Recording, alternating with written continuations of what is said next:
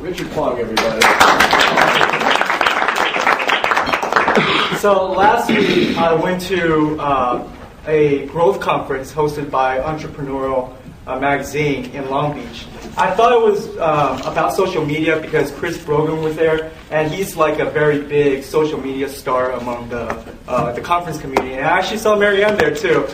She attended the event as well. So the reason I went was I'm first to say I'm not a social media expert, and I have my own opinions about social media and how businesses should use it. And I wanted to go there and check it out, see what they say, if my mind could be changed or it could be validated on the opinions I made about social media. So with that, I want to just share with you some of my views on social media and how it's more effective for certain businesses than others. Right now, a lot of seminars are hosted and saying, social media is it, this is the way to communicate, yada yada. But in reality, I'm more of a black and white kind of accountant marketing guy.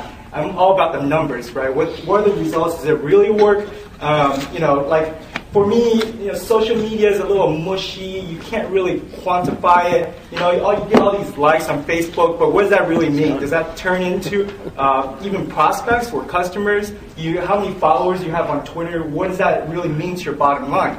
Where, in other forms of marketing on the internet, you can track that very well. So, with that said, in the conference, I learned a couple of things, and it validated what I was thinking in that social media works really well for certain types of businesses, okay? And here's the patterns that I see.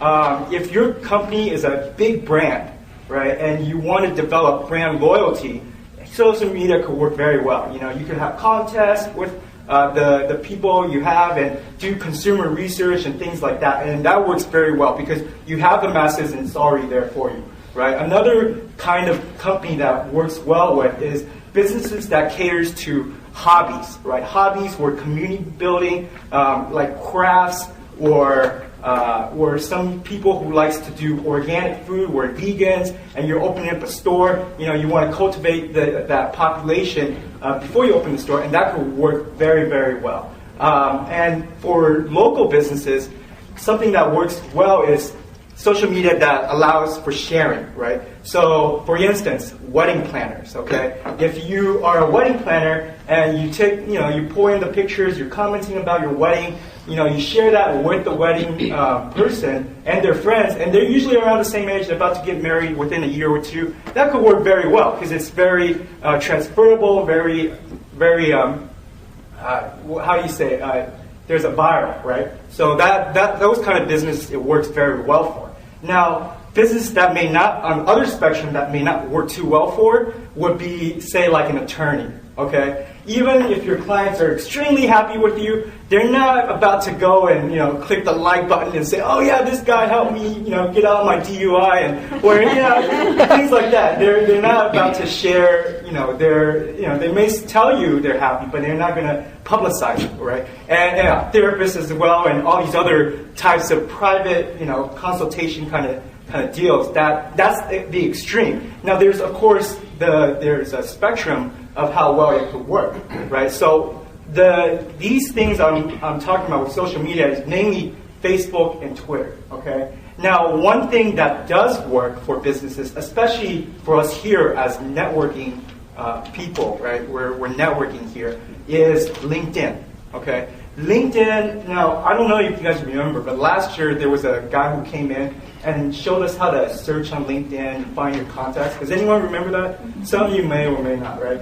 And I saw that and it blew me away. I was like, wow, I need to take a second look at this LinkedIn business, see what it's really about. So, I did some digging. I'm still no expert in LinkedIn, but I'm just trying to figure out the tools. And I'm kind of learning along with you guys to figure out LinkedIn, right? And one of the first things I noticed is, it's basically your resume. It's your online resume. It's very legit. People know that, especially when people start recommending you, it's a really good way to qualify you. And if people start researching your background, things like that, you want your LinkedIn be up there. You want to show them that you're a proven professional, basically, right? And it's also a really good tool to search for your power partners too. right? You can have your power partners here, but you can search for other partners that you can potentially see and say, hey, dude, let's have a meeting, let's talk. And they see your resume, they see your LinkedIn profile. They're, oh, okay, yeah, sure, let's, So it's a slow way, but you have to work at it as well, just like any other networking, right? Now, another tool, a social media tool that I think is going to be pretty big in the next couple of years, just as big as LinkedIn, if not bigger, is Google+. Okay? Right now, I know you guys hear about Google+. It's like, oh no, another social networking site. But you have to understand that Google+ is owned by Google. Okay?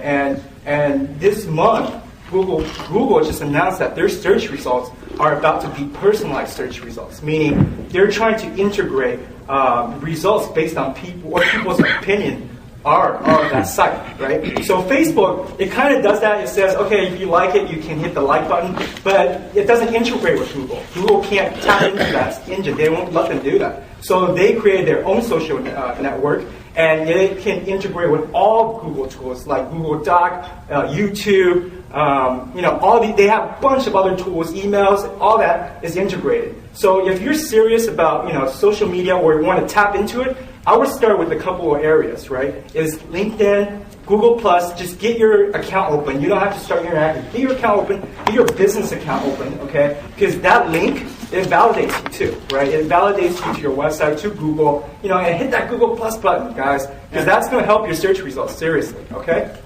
Now, and the third thing is, let me ask you guys, what is the number 2 search engine in the United States? Anyone know? Okay. It's YouTube. Okay? Think about it.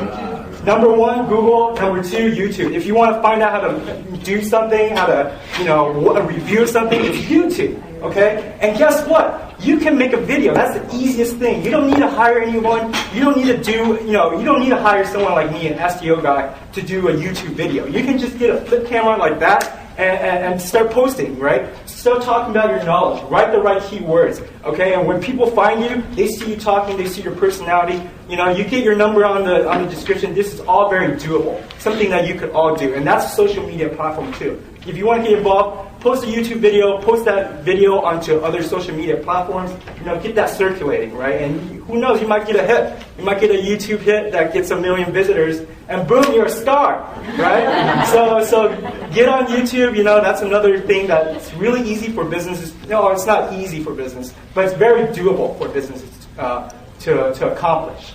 So with that, that's pretty much my thought on social media. Works for some, doesn't work for others. But I really want you guys to get on, LinkedIn right now. And another form of social media is the review sites, right? So once we get the LinkedIn done, we have the reviews built up. We'll go into the review sites like Yelp, like Google Maps and things like that, and especially for local business. Now, sir, attorneys, you guys have Abbo, A-B-B-O, right, .com, and you guys can review each other. But think about this, okay? You may think, okay, Yelp is for restaurants, it's not for me. But think about who uses Yelp, okay? It's those hipster 20-something, 30-something, and if they're researching for something, okay, usually they may be researching for their boss, right? Because they're used to it. They're used to going to Yelp and checking out the reviews and seeing what. So you may think it might not apply to you, but you will, because you don't know who's researching. You don't know what kind of demographics that's researching for you. So you might as well just be there. It doesn't hurt you or cost you that much. It's just a matter of setting up and getting that effort, and it's always going to be there for you. So with that said, get on your LinkedIn. Let's start the process, and let's get this thing going. And within a year from now, you're going to see good results from the work that you put in right now. So thank you.